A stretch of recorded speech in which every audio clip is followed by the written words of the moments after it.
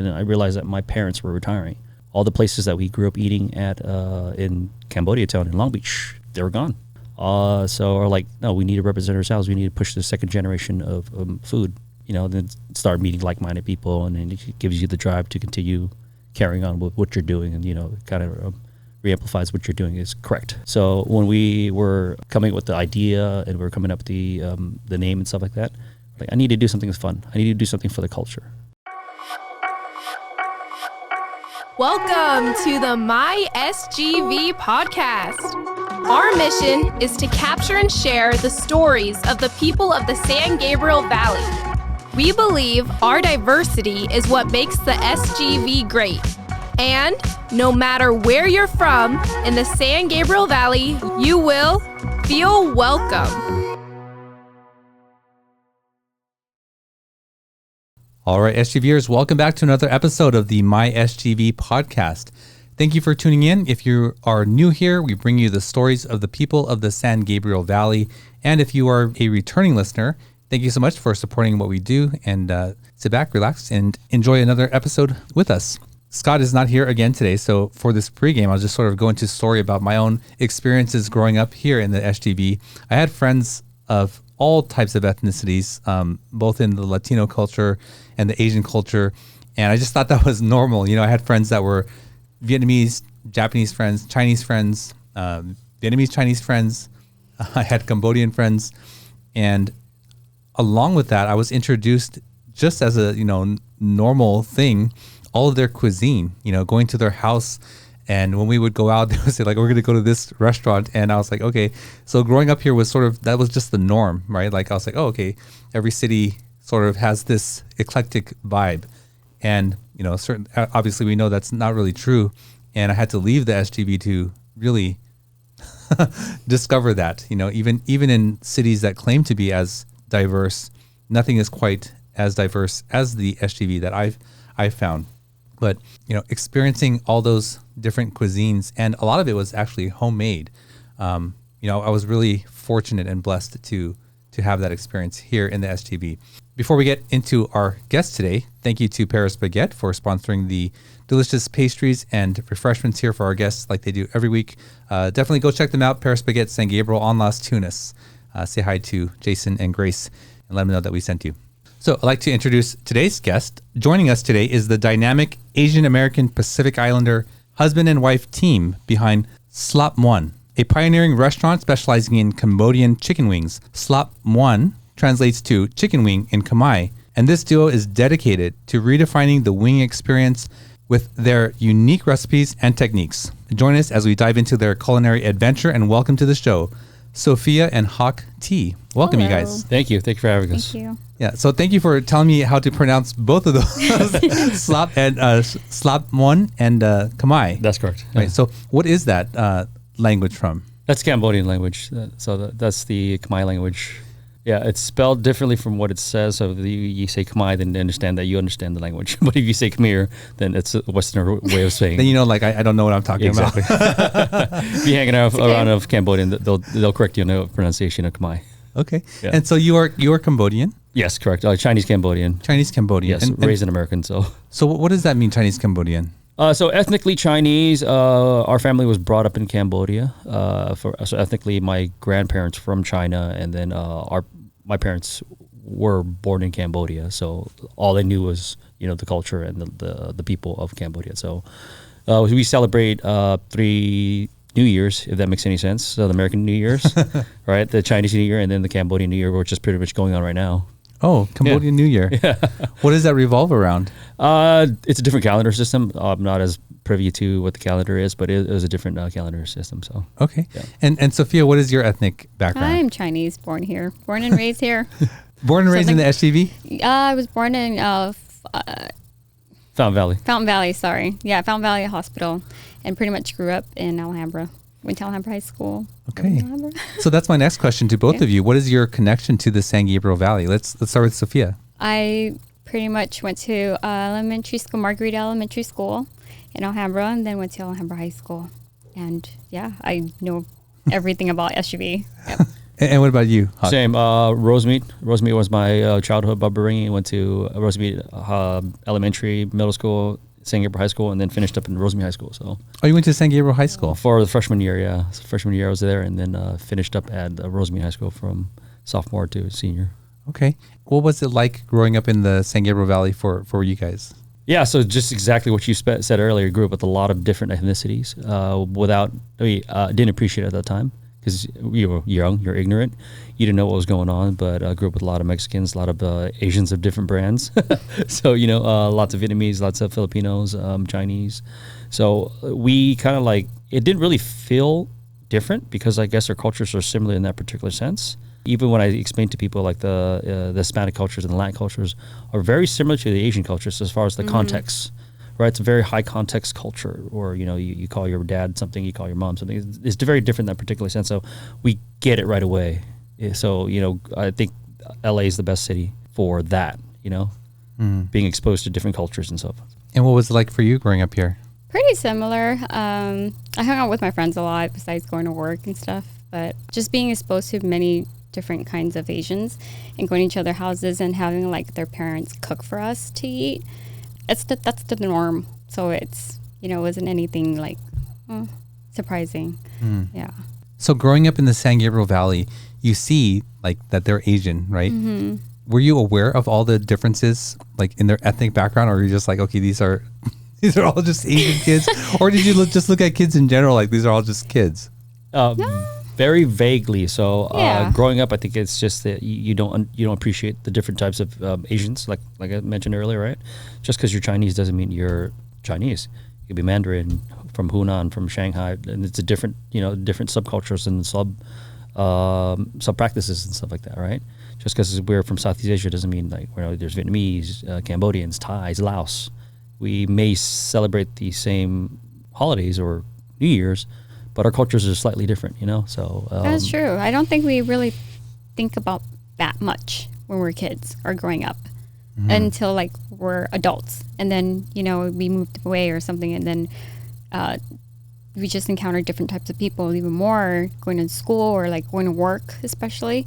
That's when it's kind of okay, now we're more interested in learning how to just to understand more, I guess. Mm-hmm. Yeah.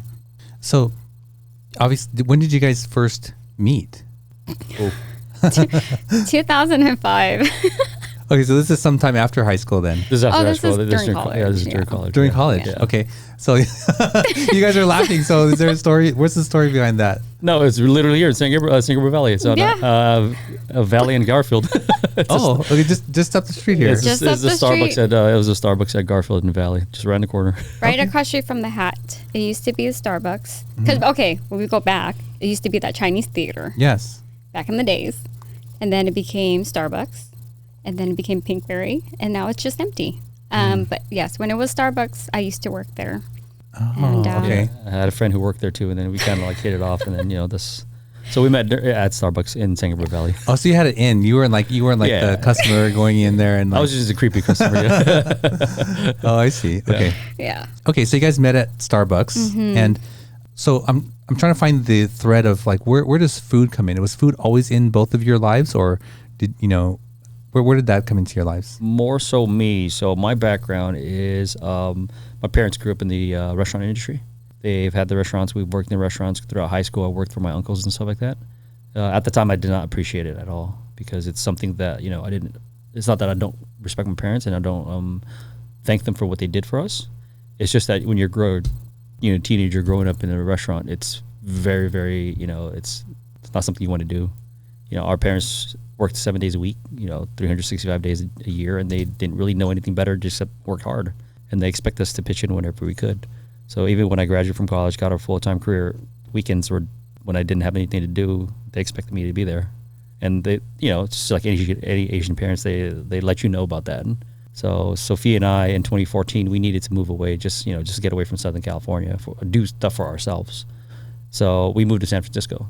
And then once we got there, then we started missing the foods from back home, the foods that we kind of grew up eating, right? So she never really had Cambodian food in particular until she met me. And then when she met me, then I kind of exposed her, opened up her palates to different types of food. When we got back up there, I was like missing all these foods, the noodles, the soups, the everything that we grew up eating. So then I started playing around with flavors, and then I soon realized that I didn't hate food. I love food. I'm a glutton. I might not look like it, but I'm a glutton. When I'm put around food, I just love the particular nuances of food, right?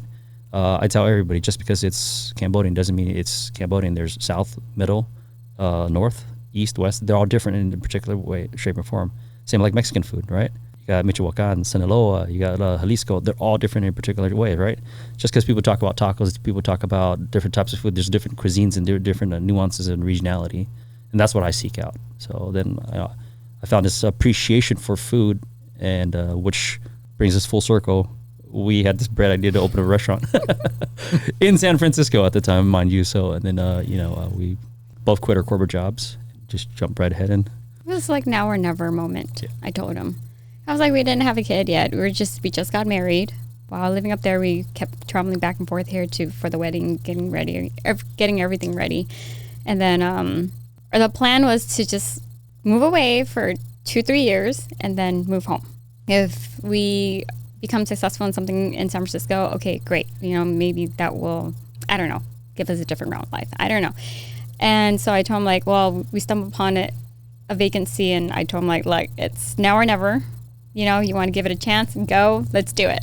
And worst case scenario, if we fail, then we'll just move home. We're still young. We have the energy. We'll just start all over, whatever. We'll figure it out. The thing about Hawk and I is that we will always find an answer. Like, we always figure it out together. So we gave it a go, and here we are. Mm-hmm. Yeah, that's awesome. I want to get more into that story, but I sort of want to back up again. We had a handful of specifically Cambodian guests on the show, and they described a very similar experience, right? This appreciation for what they learned and this grind and mentality, but in some ways a resentment towards having to sacrifice so much of their childhood, their time, missing out on things because of that. And so it sounds like you experienced that same thing. And what ultimately gave you that ability to say, okay, I need to, not help out here. I'm going to do my own thing, because that seems like a very challenging thing for a lot of people. But ultimately, you have to at some point be able to do that, right? What did that look like for you? Yeah, it was one of those moments where it's like an epiphany moment that if we don't stay, we don't leave, we're never going to be able to do what we wanted to do.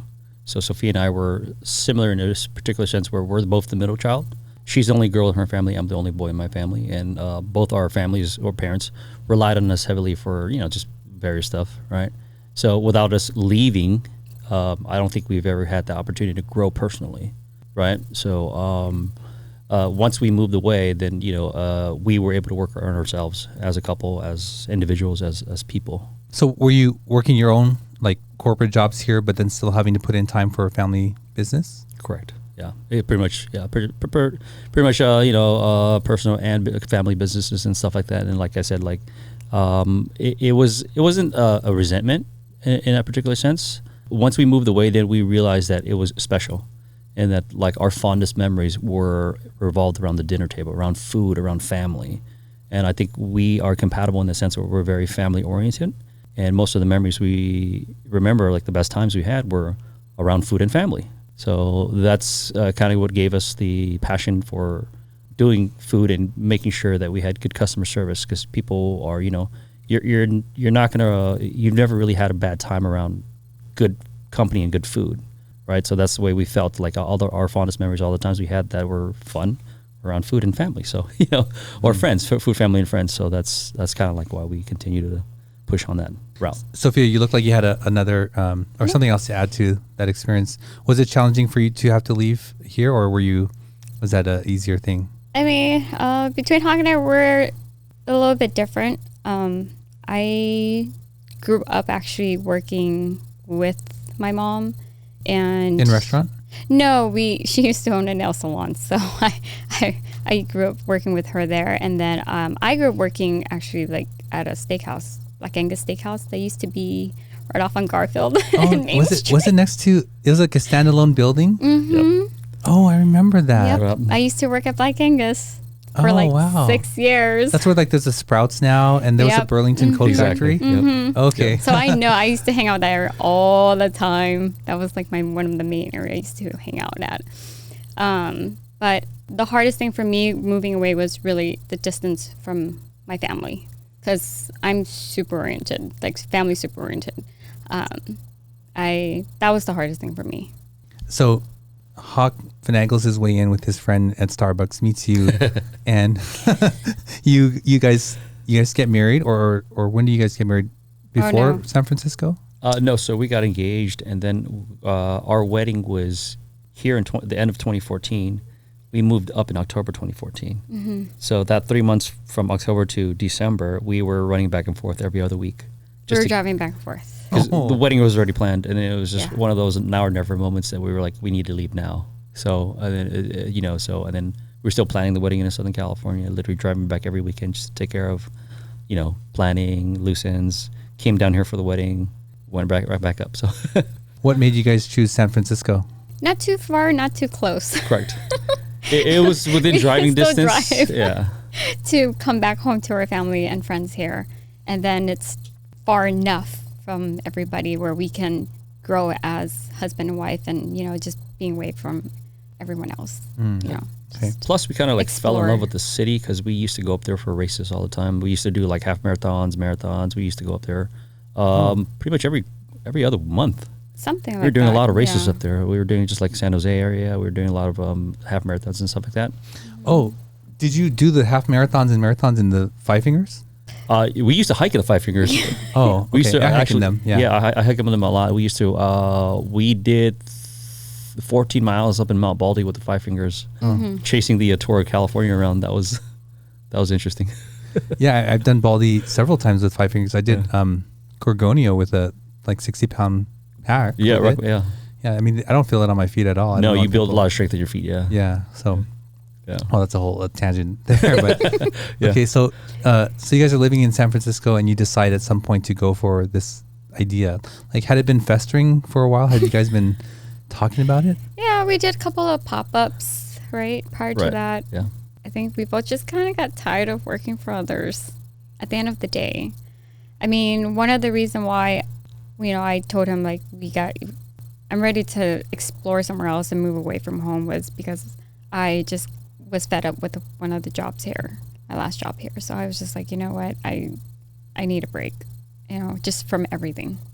I've devoted my entire time, life, and everything for everybody else. I feel like this is my moment. I need to be a little bit selfish and just say no to everyone. Yeah. So that was one of the reasons why I had to move away from home. And what was the spark for you? Yeah, so basically, like I said, I once we moved away, I realized that I didn't hate food. I didn't hate the restaurant industry. Oh, yes. I think there's a bad stigmatism to second generations going into the restaurant game. I think there's always been a stigmatism, but like we as our parents came over from a third world country, surviving the genocide, surviving concentration camp, coming to America, and then having to figure stuff out. So the only thing they knew how to do was make food, open 7 days a week, and take zero rest. But obviously they didn't let you remember that. So obviously they wanted you to become the lawyers, the doctors, the accountants and stuff like that, right?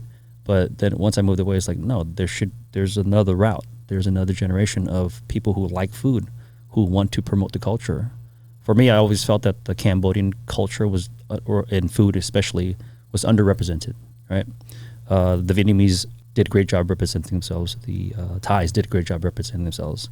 Westerners know about pho. Westerners know about pad Thai. No one knows about Cambodia. Nobody knows about the Cambodian cuisine, right?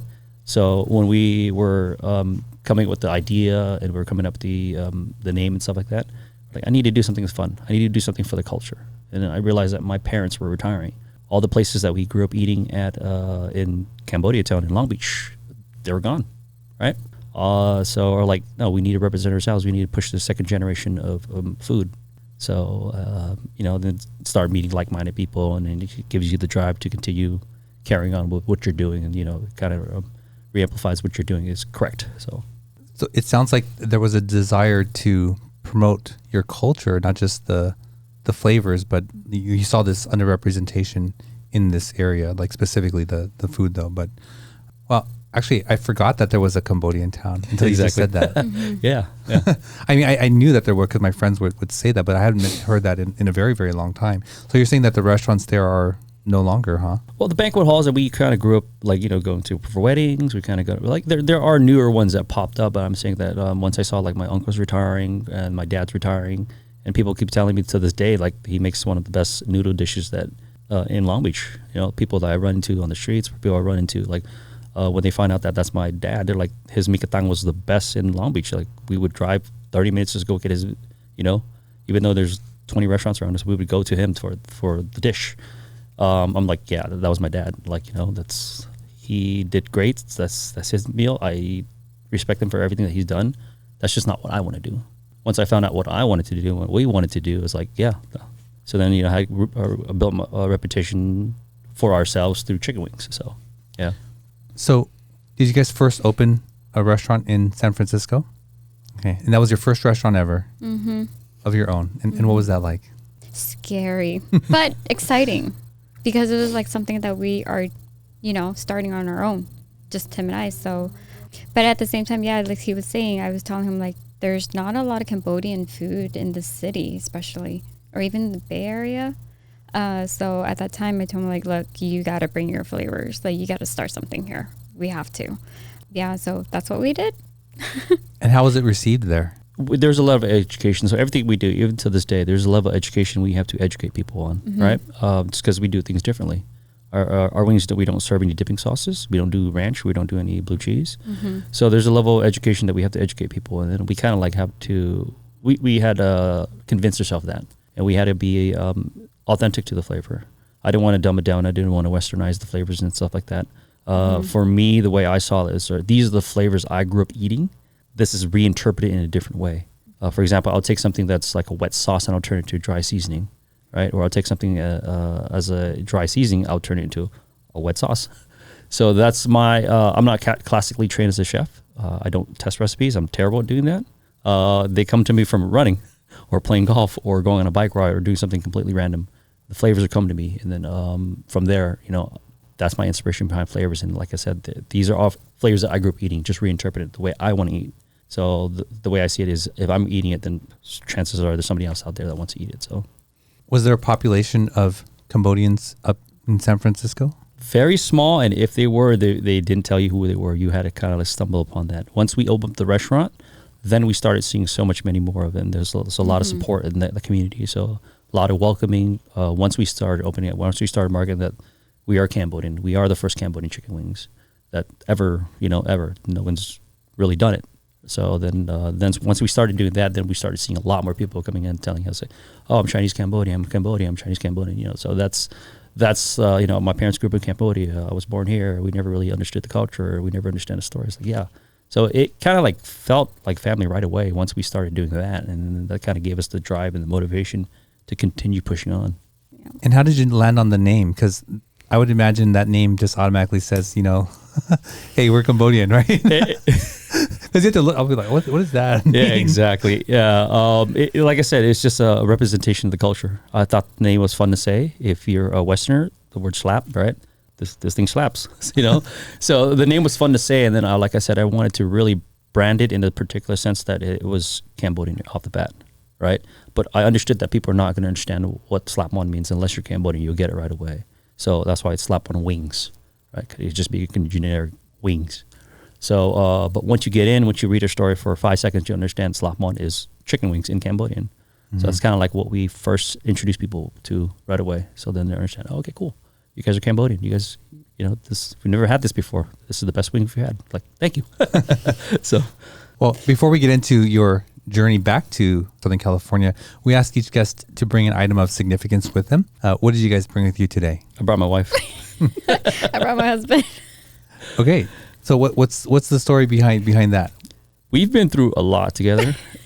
We've been through a lot of trials and tribulations. Like, I think just our whole story, how we got together. I mean, it wasn't just like met, fell in love, got married, had kids and stuff like that. It was all over the place. We met, dated, didn't work out.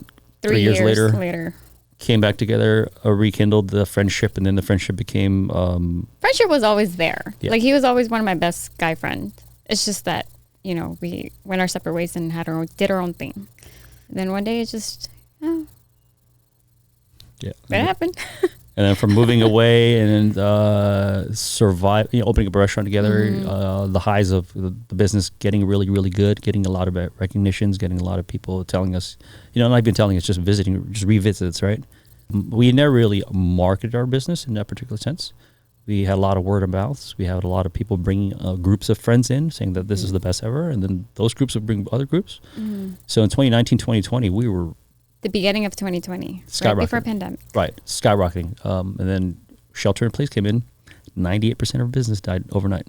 So we went through the whole COVID thing, and then so together, obviously. So that she's pretty much my best friend at this point in time. So she's an item of significance. All right, now you got to top that. Nope. Nothing else to say. But yeah, no, it's exactly what he said. I wouldn't want to go through this journey with anybody else but Hawk. Yeah, beautiful. Thank you so much for sharing that story. We don't put a lot of constraints on what people choose. So somebody said this house. We were in the house that they had designed. So that was very unique, right? But yeah, thank you for sharing that. It gives a lot of insight into who you are as a couple too, because the listeners are going to hear this and say like, this is who they really are. So yeah, having gone through a lot of adverse, situations, I always know on the other side of that is either, growth or there's end. There is nothing else. I'm not going to go through something challenging and be like, things are going to just stay status quo. And so, I welcome some challenges with that mindset that, you're going to be stronger for it. So, well, you start Shlap Muan in San Francisco, and what brought you guys down to Southern California? So COVID happened. We survived 2 years. We brought into the whole narrative of the city coming back, and we kept hearing that. We would see it's like glimmers of people coming back to work, and then it got to the point where it was really tiring. All our customers, our regulars would tell us that we don't know where we're going to come back. We want to come back. We don't know where we're going to come back. We built a lot of relationships up there. So then Sophia and I, during COVID, we would make food at the restaurant and deliver it out to neighborhoods.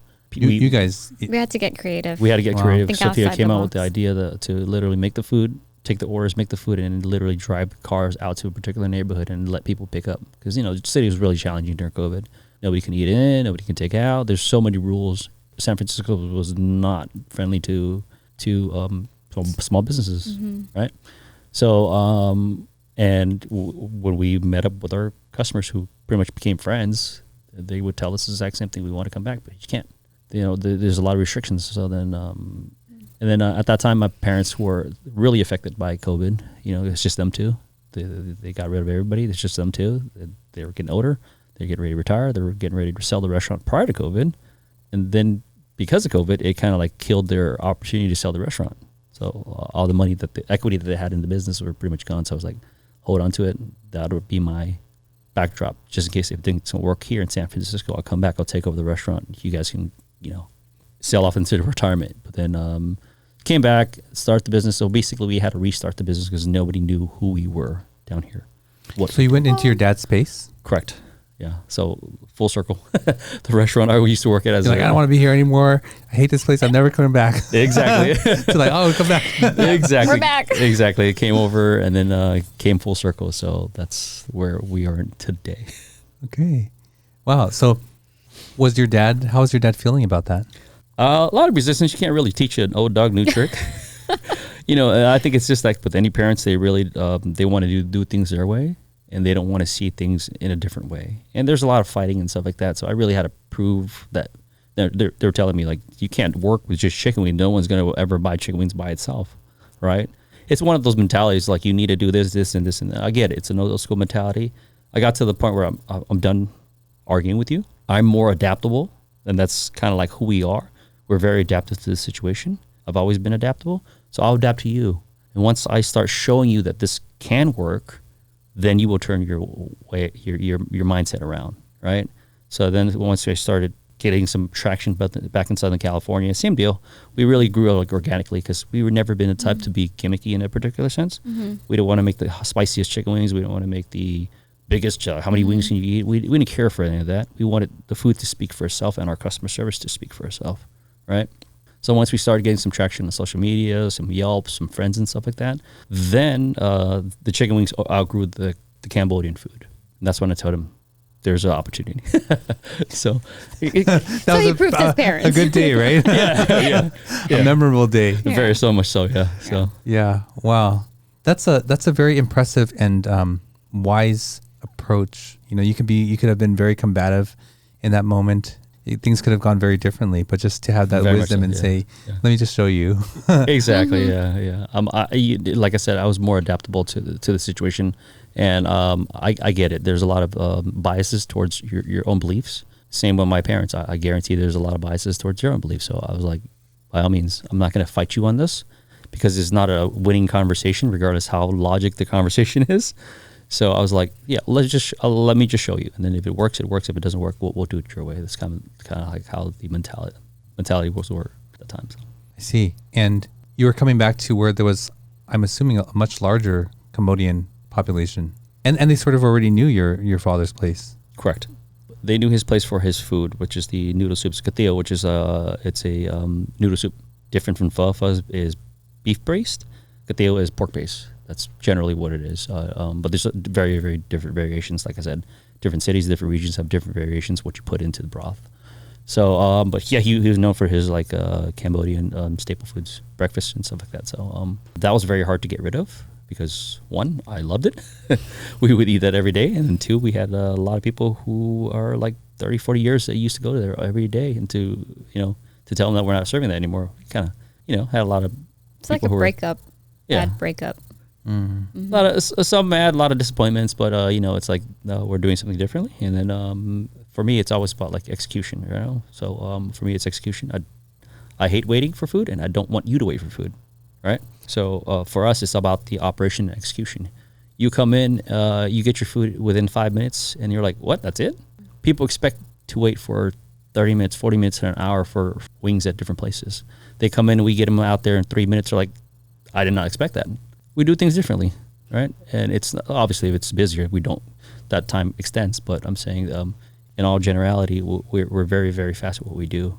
And my dad's food is great, but you're waiting 20, 30 minutes for one order. And then if there's 2, 3, 4 orders, you're waiting an hour, So there's that aspect of him wanting to have hands on everything, and me thinking about the processes, how to make everything really, really high quality, but at a rate that, we cut our teeth during the lunchtime rush hour in San Francisco. So, But that's one of the reasons why also made us stood out in San Francisco, because we were on the other side of the counter going to get food, and I only had at that time 30 minutes for lunch.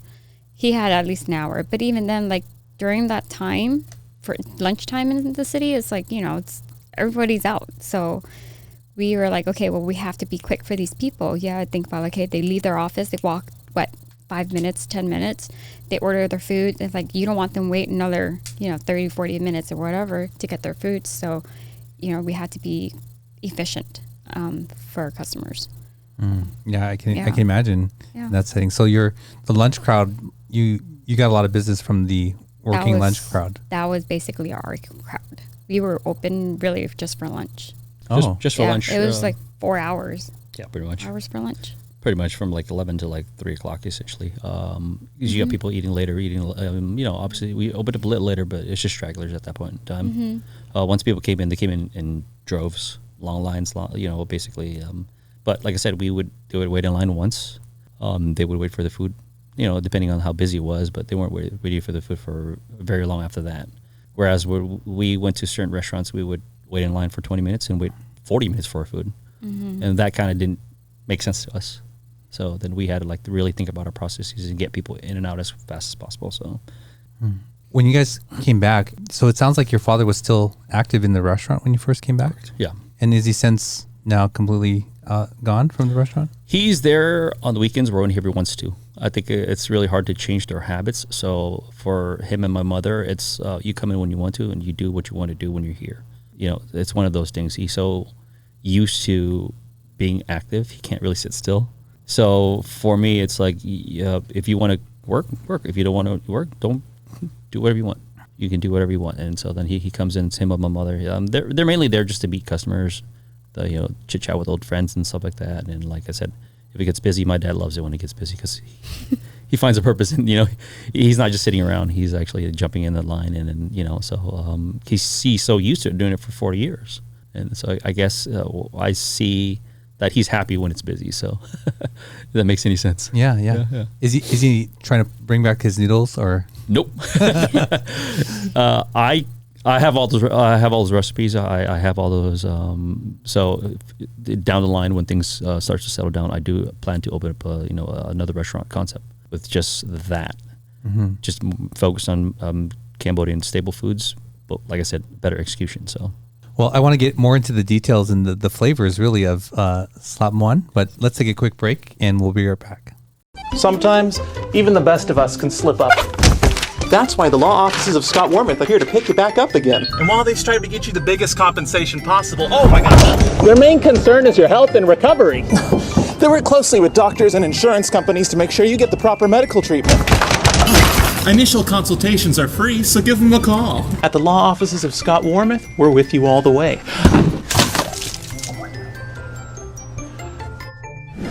I'm Scott Wormuth. We've been fighting for your rights for more than 40 years. All right, we're back with Hawk and Sophia. Oh, I didn't go into your name. I have a friend whose name is Hawk, H-A-K. Yeah, correct. And I think his last name is Out. Yeah, but you said it's a very common Cambodian name. That's actually my name too.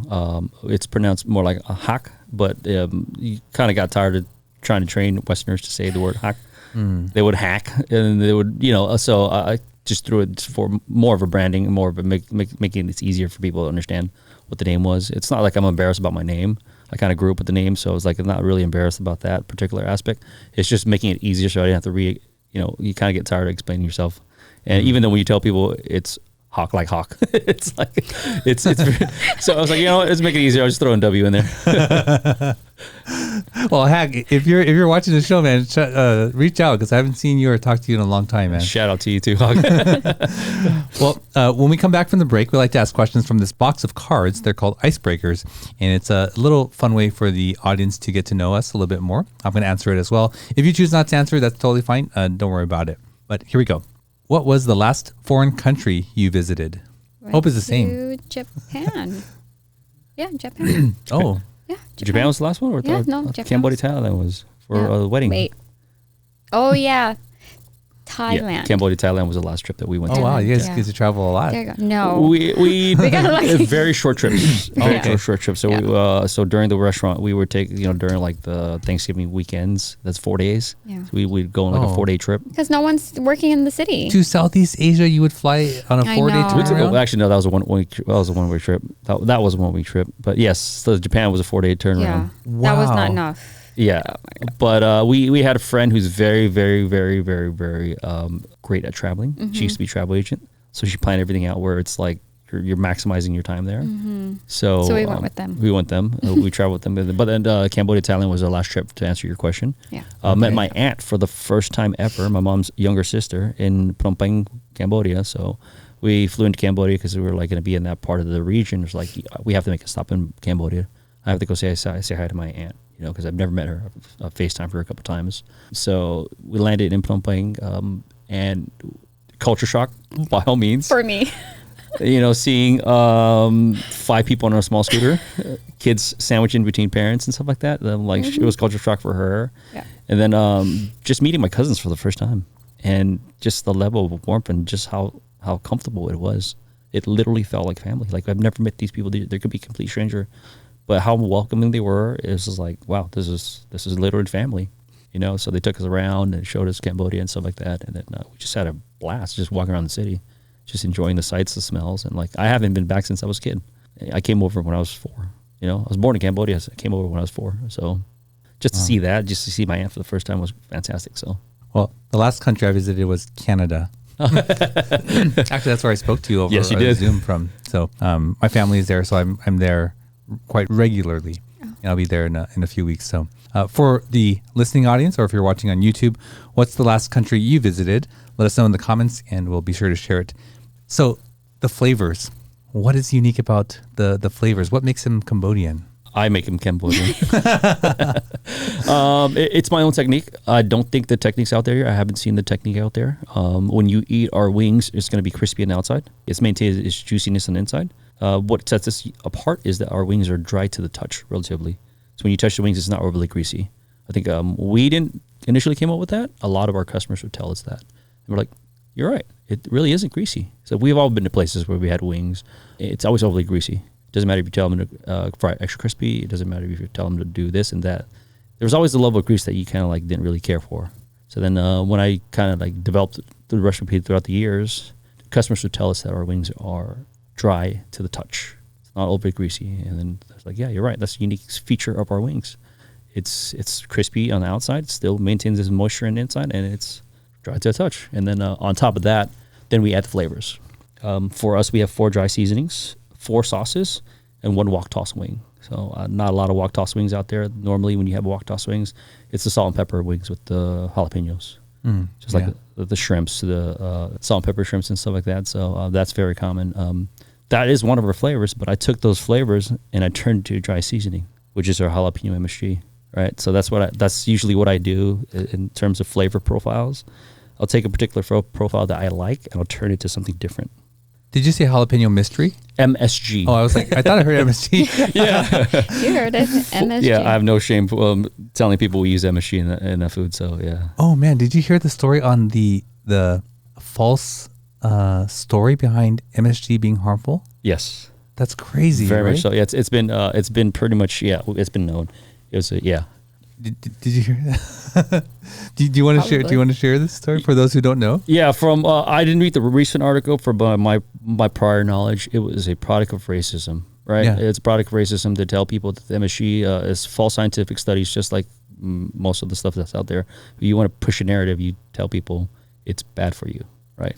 Yeah. It creates headaches, it creates this and it creates that. So then there's this thing called the Chinese syndrome, if I remember correctly, right?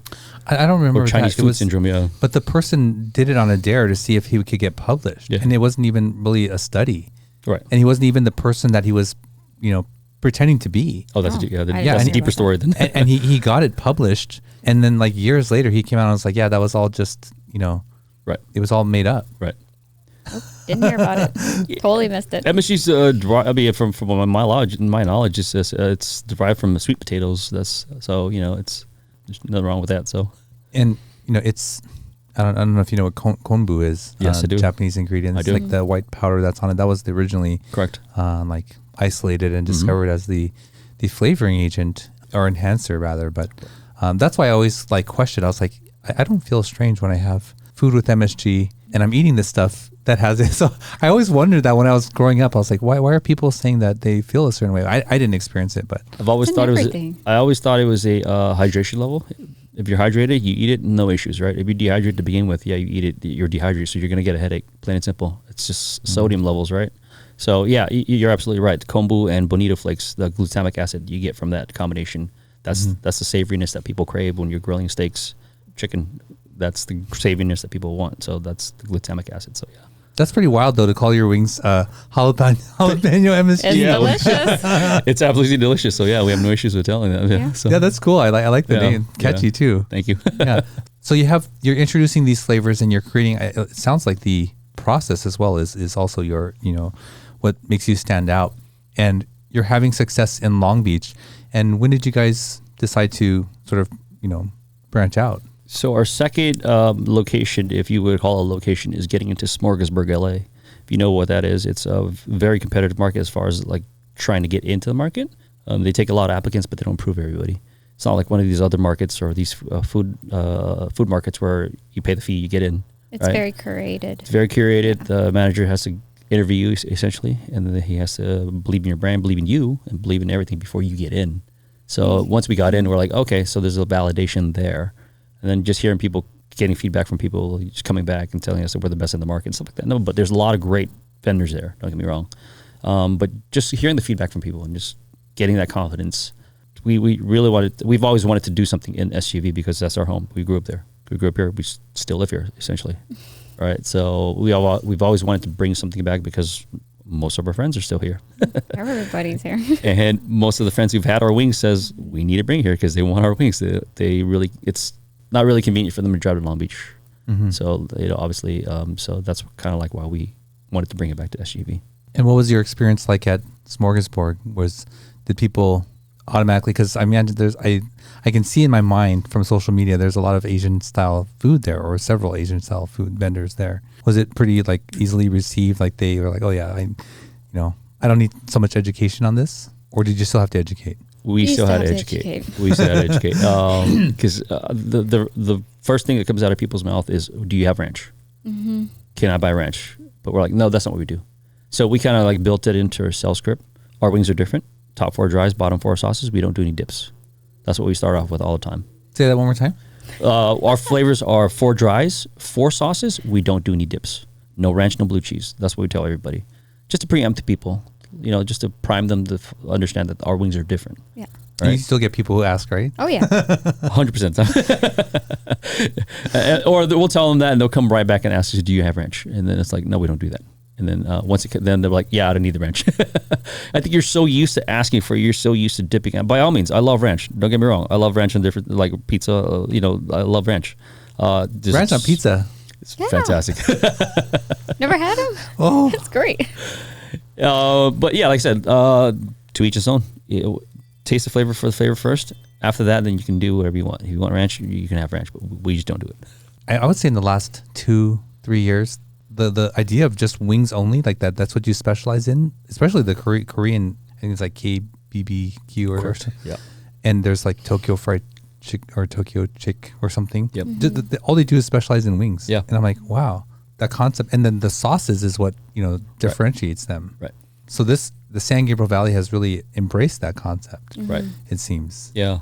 I believe that there was a different way to do things. What I tell people is that every culture that you see has a fried food recipe, whether it's fried chicken, fried meats, fried doughs or something. Every culture that you see, from the Western cultures, the Eastern cultures, to Southeast Asia, everybody has a fried food recipe, but no 2 culture does it the same. And that's where we come in, trying to basically represent the Cambodian side of it.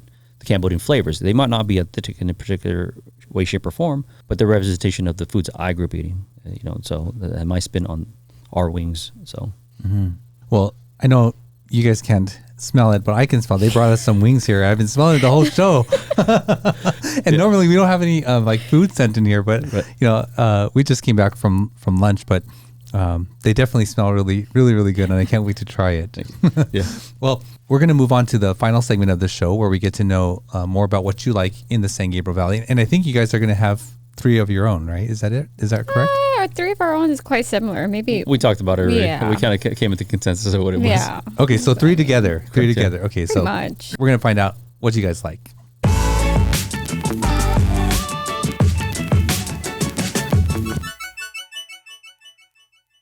So this is what we call the SGV3, and we ask you to share your 3 favorite or most memorable places or experiences in the San Gabriel Valley. So what would be number 1? Number 1 has to be Starbucks on Garfield and Valley, where we met.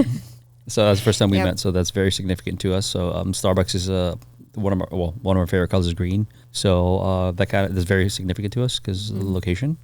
That place, there's like a outdoor seating, but there's like a rail for the Right, sidewalk. corner. Okay. Right across the street from the hat. Yeah. Right. The hat's on the opposite The gas side. station, Shell.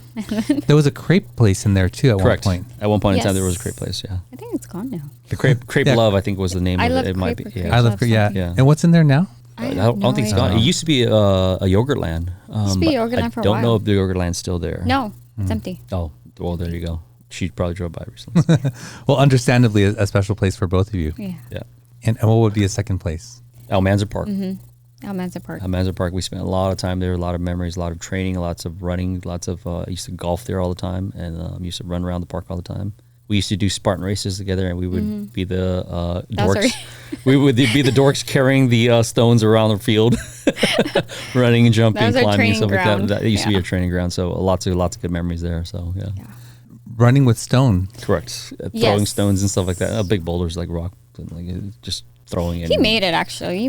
He got sand and then you put it in a We used to do stones bag. too. Yeah. Exactly. Oh yeah, and then like he duct taped it and it was heavy and that It's good training. Our training. That was a circuit training. What was it? Awkward object. Hike. And you guys did, how many Spartans have you done? I did it for 4 years. We did it for 4 years. We've probably done at least a dozen or a dozen and a half. The last one we did was the Ultra Beast, which is a 26 miler up in Tahoe. The race starts at 6,200. You race up to like 9,300 feet, and then you come back down. And It was that was fun. Well, probably In the like rain. 40, 50 obstacles along the way. And how long did that take? That took me about 6 and change, but it probably took you a lot longer. Probably took Probably 6 hours for 7 me, but you guys took 7 or like 8. yeah, you guys. Seven or 8. Yeah. Oh, and you Because it convinced got friends to do really- it with you? Yeah. We did. Like, come on, it'll be fun. Yeah, it'd be fun. Yeah, you'll be fine. Yeah. Challenge yourself. Yeah. No, I certainly like that kind of stuff. You know, I have a family and 2 kids, so like that stuff sort of has to, go by the wayside for now. But one of the things that I enjoy that's very challenging is that hike right there. Scott and I, my co-host, have done that hike probably 300 times, and we're going to add this as a segment to the show where we invite the guest to accept the challenge of doing it. One, if you do it, it's an accomplishment. Right. If you can do it and beat Scott, that's like another accomplishment. He has a standing bet for like $100 to beat him up there. Oh wow. He's 69 years old. Wow. Okay. Where's Where's that hike? Where's our hike at? It's in Altadena. It's at the top of Lake. Oh, okay. Yeah. Oh. Yeah. We've done that. Exactly where that is. Yeah. We know exactly where that's at. Yeah. Yeah. So Echo Mountain is the on the other side of the canyon. This hike is on this side. Got it. And Okay. there's like 0 switchbacks. We've done the Echo Mountain hike. We used to run that. We actually used to trail run that through up the steep switchbacks. Oh, or are you both down to do it? I'm down. Oh, We're totally challenge accepted. okay. We'll set that up. We'll set that up, and then we'll do a little bit on social media just to have fun. But Yeah. That sounds fun. yeah, it's very challenging. Having done it 300 times, like it's always hard. Yeah. It's always hard, and but it's like that feeling. I'm sure that you guys are familiar yeah. with, right? Like at the end, you're like, you look back, and it sucks while you're doing it, but you're like, wow, It's like I did it. Yeah. That's why we kept signing up for marathons and That's exactly Spartan why. races. Oh no! I just bet $100 of Scott's money. Well, we'll figure out the details. But yeah, awesome. I'll definitely contact you guys about that. That'll be fun. Yeah. So, and what's the third place? Well, his is Rosemead. Mine's Alhambra. Oh, okay. Well, because I spent practically my entire life in Alhambra. So my grandma used to live in Alhambra, my aunts and stuff live in Alhambra, friends live in Alhambra, and yeah. So Just to say, San Gabriel Valley in general, we've had so much memories all over, Yeah. from West Covina to Azusa, Glendora, to Monterey Park, The all mountains. our families, the mountains. We used to cycle up to GMR all the times. yeah, Oh, you would cycle GMR? Yeah, we cycle GMR all Oh, the you time. guys are hardcore. Oh, used to. I'm not. We're a little. not anymore. I stick to running now. Running. I have too much hobbies. Do you guys have family? We have a 2-year-old daughter. Oh, okay. Soon to be Okay. 2 years old. That's also one of the reasons why we came back home. So Yes. she got pregnant in San Francisco, and then same thing. So Be around family. exactly. So And are you guys planning to have any more kids? I have no say in this. I have an opinion, but I have no say in this. I'm done. Well, daughter, this one sounds wonderful. I have 2 daughters myself, so it's quite a blessing. Very much so. Very much so. Well, Hack, Sophia, thank you so much for coming on the show and sharing your story with us and our audience. We really appreciate it. Yeah. If people want to come check out the wings or find you on social media, what's the best way to do that? Shlap Muan on Instagram, SHLAPMUAN on Instagram, or you just come visit us one of the locations. Because we're in the SGV here, where's that location at? Don't know when this podcast is going to come out, but if we get a brick and mortar in between the same time, we'll let everybody know on social media. Yeah. Yeah. Where are you guys thinking? I don't know yet. We don't know yet. So not too sure yet. We kind of have a feeling we kind of like want to be central to SGV Yeah. in a particular sense, but it's got to make sense for us. So because for us, like why we wanted to go in brick and mortar is because part of our experience is the customer service. It's our customer service. She always came up with the idea of calling people by name. That's what we started with. I hated the number system. We don't since take day numbers. one. I was like, how impersonal is that? Yeah. Number 1, your order's ready. Number Yeah. 11, your order's ready. It's like, we want to get to know every single person. We want to build that relationship, you know, not just a transaction. It's like, hey, bye, here's your food. Okay, bye. I'll see you next time. No, So we that- literally get to know our customers. That user experience, that slash end experience with fast food, which you don't really get that, right? Fast food is supposed to be fast. But for us, we wanted to build that type of, you know, it could be a 5-second conversation, but if I can change your day by telling, hey, gave you an extra wing. And then it changes people's, we've seen so many people change their moods because of that. We've seen people change the way like their day goes because we said hi to them. Yeah. And that part of the customer service experience, you don't really get anymore. It's so impersonal. Like, you know, you order in the kiosk, you get your food, because we train that into our staffs too. Their staffs are very personable in that particular sense. Like when we ask you, how are you? Like we really want to know, like, hey, how are you today? You could be having a bad day, and some people want to have an outlet, you know, and just talk. It's okay. It's like we want to know. We want to try and make you leave happy, you know, not angry. Yeah. Angry. Pick up your food. Yeah, for sure. So I just realized I mispronounced your name earlier. You're fine. Yeah. You know, and as we're talking about, you know, people's names and the importance of that, so that's meaningful to me to get it right. So I apologize for that. Nope. Yeah, this idea that people are just thrown in there to work and you could feel it when you go into an establishment. You know, it could be fast food or it could be even a restaurant, right? Like they're just, and then you feel the difference when you feel like people actually care, and that's what really I think brings me back or brings people back. So That's correct. that's awesome that you guys have that mentality. All right. So I wish you guys the most success in the future, Thank you. and I can't wait to dive into these things. I appreciate your time. So thank you so much We for being here. appreciate you. Well, there you go. Another episode in the books.